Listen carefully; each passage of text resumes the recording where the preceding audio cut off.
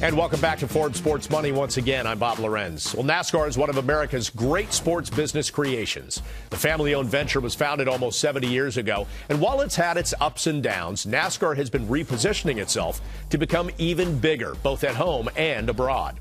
Improvements to tracks, increased digital access, and major broadcast deals have all helped drive the most recent surge of NASCAR consumption.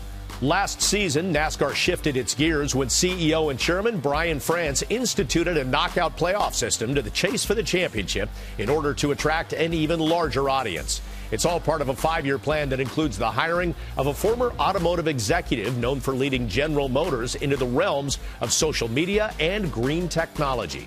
Brent Dewar is NASCAR's chief operating officer, and he sat down with Michael Ozanian to discuss the new NASCAR in our Sports Money profile. Brent, what was the goal of the new chase format? We started the chase about 10 years ago, and Brian France looked for a playoff system to have for that. I think over the time we have evolved and innovated against it. But what really the goal this year was to put more emphasis on winning as opposed to consistency. Both are very important, and it's a long season. We start at the Daytona 500, and then we go through the season till we get to almost Thanksgiving. And so the look was to make every race important, to have every driver up on the wheel focusing on racing, to have every crew chief thinking through the strategy of not just being okay to come third or fourth and have a good points day, but really it is about winning. That's the DNA of our sport from the very beginnings. So it was really a throwback in a more modern way, and I think we delivered across those dimensions. Is the new chase format sort of an acknowledgement or an indication of how the economics of NASCAR have changed, specifically the new TV deals with the $8 billion TV deals with Fox and NBC, in the sense that those races to the end and the collaboration with the partners are more important now than ever before? Every sports property is looking to attract the casual fans. And I would say our playoff format was probably more complicated to the casual fan.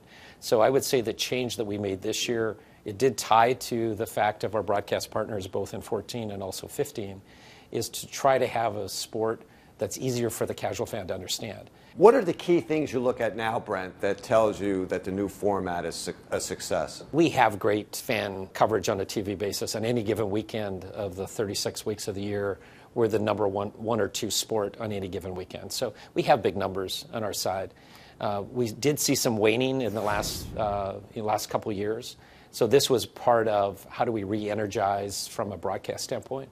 But one of the other things we see is what goes on beyond the broadcast. On any given race weekend, we have 1.4 million fans that participate on race day with us on our 4 digital products. These are incredible numbers. That's over and above, the broadcast numbers. We have 25 million social media members in our ecosystem.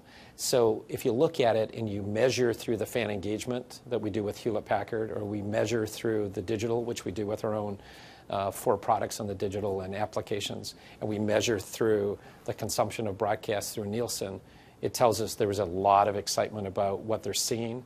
And it really is the precursor of what's yet to come.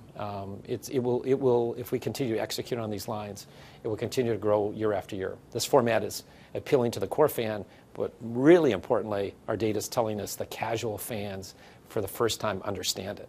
It's very much like how other sports work in a format, but uniquely different for NASCAR.